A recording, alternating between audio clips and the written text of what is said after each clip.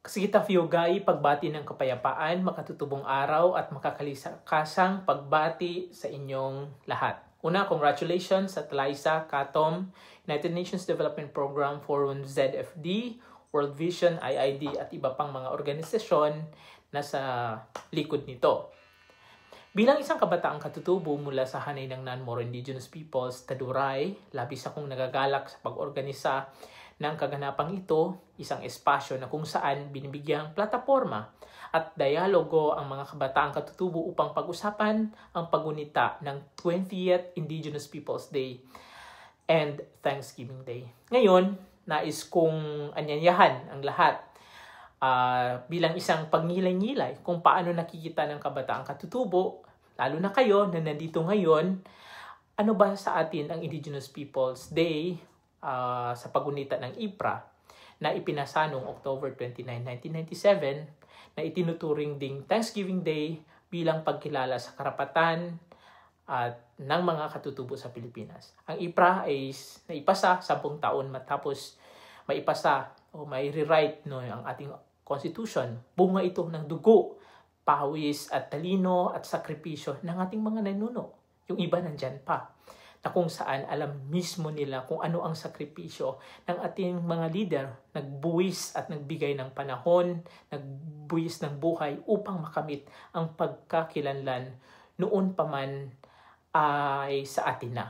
Particular ang kontribusyon ng Lumad Mindanao People's Federation, ang mga leader mula sa katutubong Timoy, Justice and Governance. Mapait, malalim ang nakaraan, ang kanilang pinagdaanan bago tayo nagkaroon ng ganitong batas na tinatamasa kasama ang mga tribo sa Mindanao at sa buong Pilipinas na nagtatag upang maisulong ang karapatan sa ninuno, lupaing ninuno, karapatan sa ating identity o kagatuan at self-governance at maging sa ating mga indigenous political structure.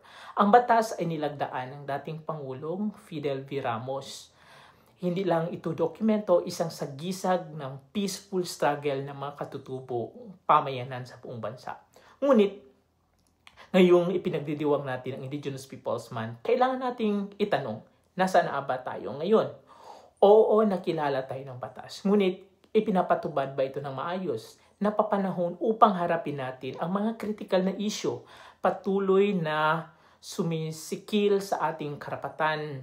Ayon sa mga datos, ang Bangsamoro Autonomous Region and Muslim Mindanao ay may pinakamaliit na porsyento na nagbibigay ng ancestral domain o pagkilala ng mga katutubong lupain at nanatiling pinakamababa sa buong bansa. Mas masakit pa rito, isa sa mga rehiyon na pinakamataas ng pagpaslang ng mga katutubong pamayanan, particular dito ang mga lider kabataan, lalong-lalo na yung mga nagsusulong sa karapatang pantao. At ito ang dahilan kung bakit patuloy na dapat magsalita ang kabataan. Kung hindi natin harapin ang mga kawalang katarungang ito, dadalhin natin sa susunod na henerasyon bilang intergenerational trauma. Ang sugat ng kasaysayan ay hindi gumagaling kapag hindi ito nasa ayos. Bakit nga ba may Indigenous Peoples Rights Act? Sapagkat kinikilala ng ating konstitusyon, katulad ng sinabi ko kanina, na tayo ay may natatanging kultura at nauna pa sa gobyerno at sa reliyon. Ipinagtatanggol natin itong batas, ngunit sa harap ng kolonyalismo at modernisasyon, tila kailangan natin muling iposisyon ang ating sarili at tukuyin. Para saan nga ba ang ipinaglalabang self-determination? Tayo ba ay tinatawag na indigenous peoples dahil may iba tayong pananaw or isang pananaw na tuluyang nadudungisan ng karapatan katulad ng free, prior, and informed consent?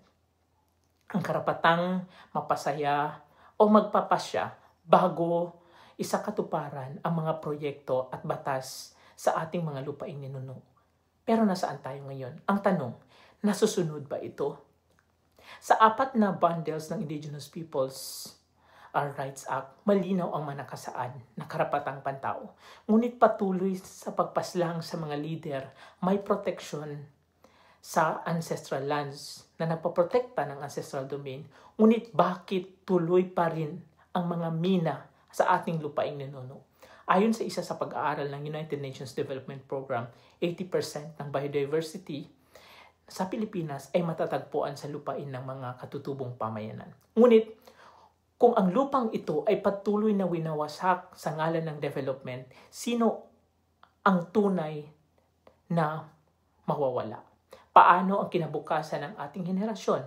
Sa usaping climate justice, ang katutubo ay may pinakamataas na mahalaga at aktibong tagapangalaga sa kalikasan. Ngunit sa kabila nito, tayo ang pangunahing biktima ng karahasan at pang-aapi.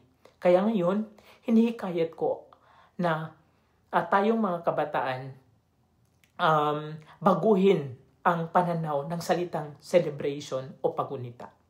Hindi lamang ito tungkol sa kasuotan, katulad nito, makulay na mga magarbong festival. Ito ay simbolo na dapat ng resistance. No? Ang ating sayaw ay hindi lang sining. Ito ay paghayag ng katatagan natin. Katatagan sa likod ng mga pang-aapi at diskriminasyon. Ang ating mga awit at o chant na tinatawag kung sa Taduray ay linggang, hindi lamang ito tradisyon. Ito ay panawagan dapat ng hustisya. Huwag tayong tumigil sa pagunita. Gamitin natin ito bilang panawagan. Panahon na upang suriin ang mga sistematikong dahilan ng mga pakikibaka upang mapilitan ang gobyerno na gampanan ang sistematikong pang-aapi kung ano ba dapat ang mga solusyon. Ang ating pagkilala sa ilalim ng IPRA ay hindi natatapos. Ito ay panibagong simula ng paninindigan, pagkakaisa at pag-asa. Sa tema ngayong taon, paghahabi ng kultura, pagyamanin ng kinabukasan, pagpapatatag ng katutubong pamayanan bilang sandigan na panatilihin ang kaunlaran. Tayo ay inaanyayahan magngilay-ngilay. Ano ba ang kultura? At sino ba ang makatutubo para sa kinabukasan? Ang sistema ay hindi lamang ang temang ito ay hindi lang selebrasyon, kundi isang panalo ng isang pananaw ng identidad. Isang pag-alala ng mahalagang ambag sa pagharap ng sustainable development. Ang katutubong pananaw ay matagal na umiiral bago pa dumating ang kolonyal na edukasyon na pinag-aaralan natin sa kolehiyo o elementarya na impluwensya sa atin. Sa ating sariling sistema, mayroon tayong sariling sistema ng hustisya.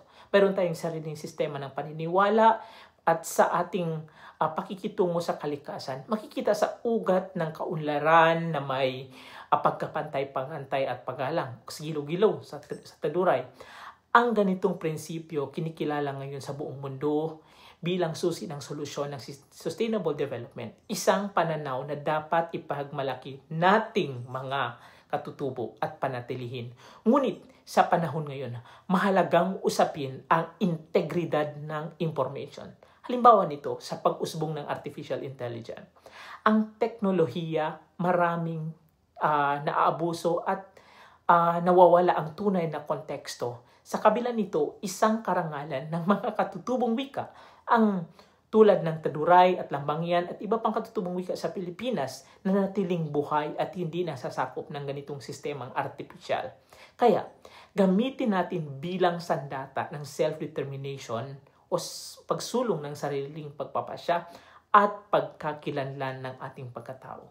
Sa pagtalakay ng sustainable development, kailangan nating tandaan, lalong-lalo na tayong mga katutubo, ang kaunlaran ay hindi lang masusukat sa infrastruktura o ekonomiya. Ito ay isang kabuoang balangkas na inuugnay ng tao, kalikasan at espiritu. Pantay na karapatan ng tao sa bundok, ilog at hindi lang at pati ang mga hindi nakikitang nilalang sa ating paligid. Ito ang mga katutubong batayan ng balanse at hustisya na taliwas sa makabagong lipunan na madalas na nakasentro lamang sa material na pag-uunlad. Kinakailangan bigyan ng halaga ang ganitong pananaw patuloy tayong magsalita, magbahagi at mamulat, lalo na sa usaping pagbibigay kaalaman sa mga kapwa nating kabataan at sa mga maliliit na bata. Pag-usapan natin ang mga ganitong usapin. Nakakagalak at nakikita ng maraming kabataang katutubo ngayon na nakilahok sa iba't ibang organisasyon, paaralan at mga advokasya. Ano man ang iyong natapos, ano man ang iyong profesyon, gamitin sa tama. Hindi para magmataas o magmaliit ng kapwa, kundi ipagmalaki ang ating natutunang katutubo, hindi kailanman bahagi ng kolonyalismo. Ngayon, ang yakapin ang pinakamahalagang kultural na pananaw sapagkat sa pagunita ng Indigenous Peoples Month, hindi lamang natin sinasalamin ang nakaraan. Tayo ay nanatiling pinakabagong kinakabukasan para sa susunod na henerasyon. Piyobagi at Muuyang.